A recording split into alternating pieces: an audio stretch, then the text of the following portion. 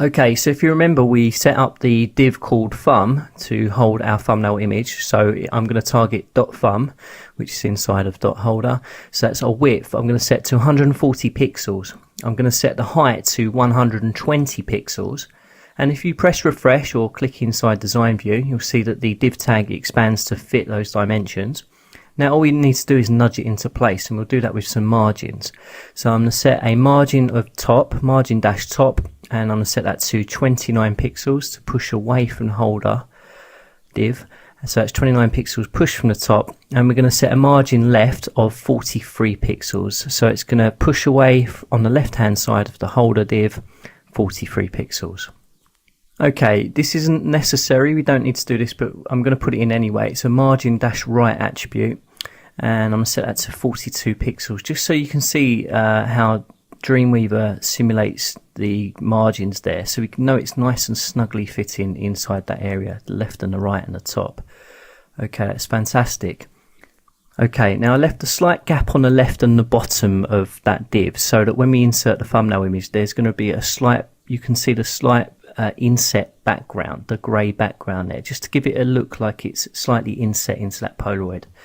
Okay, now I'm going to click inside of the thumbnail div, and we're going to insert our thumbnail image. So I've gone to insert image, I've clicked on images folder. Now we'll have a look inside the thumbs, but here's the large version of the building image, and that's what we're going to link to make the gallery work. And notice that that's 500 by 300.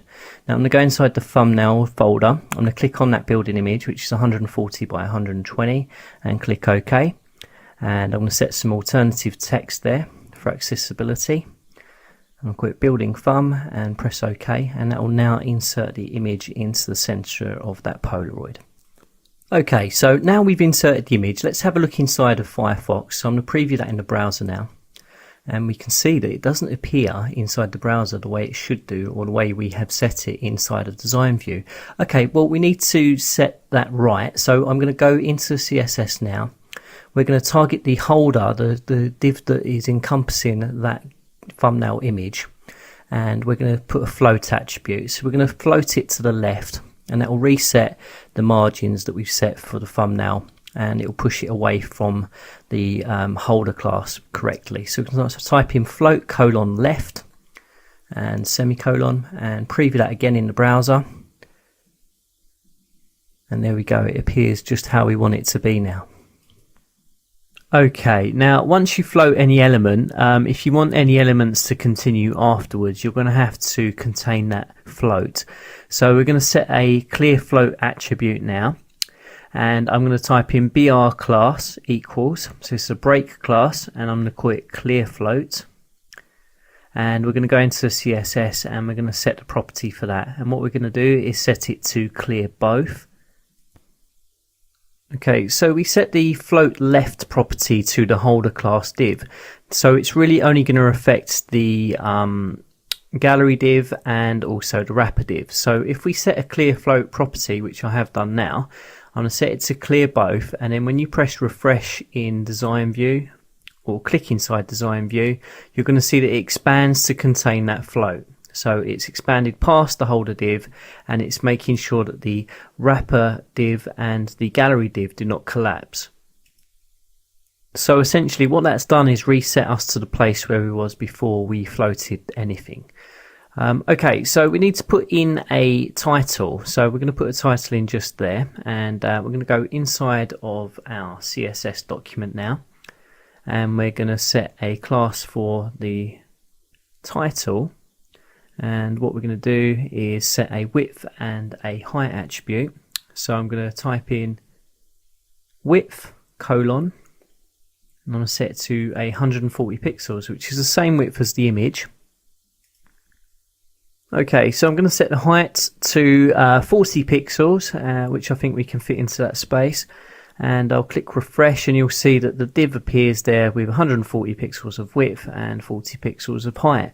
Now, all we need to do is again use the margins to put it into position. This time I'm going to set a auto margin, so I'm going to set it margin dash left colon auto, margin dash right auto, and that's going to fit it in the center of that Polaroid background there.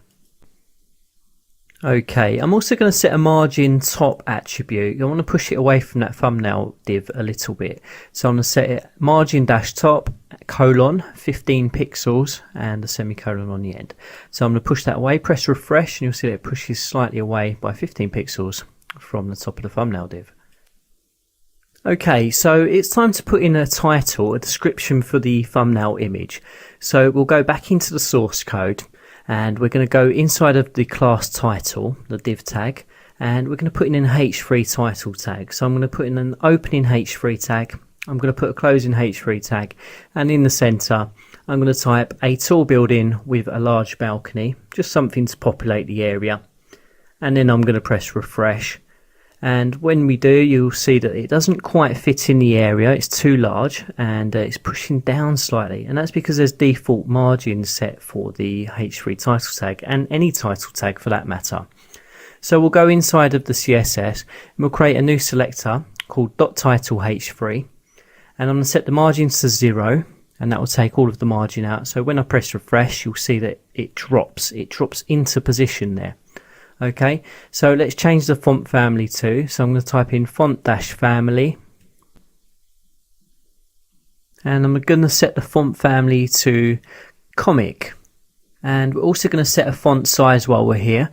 So I'm going to type in font-size colon, I'm going to set that to 14 pixels and press refresh, and you'll see that it scales down to fit inside of that div area. And I'm going to set any overflow. If I don't want any title to go in there that's going to come outside of the Polaroid image, so I'm going to set the overflow to hidden in H3, and I'm going to set the overflow to hidden inside of the title. So if there's any title that's too long, it will just hide the text that goes overflowing from that area. Okay, so I'm going to change the text colour as well to £333. It's a light grey colour, and press refresh. And I'm going to preview that in the browser to see what it looks like. So I'll preview that in Firefox, and we can see we pretty much got the finished Polaroid image with a title and a thumbnail. Okay, we're doing well so far. So let's go back into the source code now. And what we're going to do is we're going to copy the holder class and everything inside of it, and we're going to paste that over and over again, because that's going to make up all of our gallery images. Now that they're in place, all we need to do is swap out the image, the thumbnail image, and the title that goes with it. So now that I've copied it, I'm going to paste it, and I'll do that by pressing Ctrl V, and I'm going to do that another 3 times for this row and another 4 times for the second row. So I'm going to do that 7 times in total. Okay, so when you press refresh, you'll see that it creates a second row automatically for us, and that's because we set the gallery width to 900 pixels. So anything that falls outside of that 900 pixel range will drop down to another level automatically. So here we are with our 8 images, our 8 Polaroid background images with our thumbnails. So all we need to do now is swap out the thumbnails for the new thumbnails. So here are all of the images inside the files panel. I'm going to expose the thumbnail images, and I am going to click and drag over and select all of the images that way. So click inside the thumbnail you want to change over, use the point to file icon, click and drag it over to the image that you want it to be. And as you can see, I'm doing that now.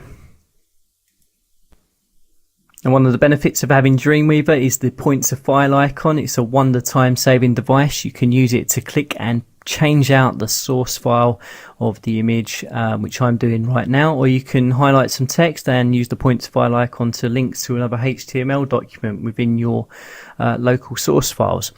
Now I'm going to preview this in Safari. I'm going to click and save all the changes and preview it in Safari to make sure it works.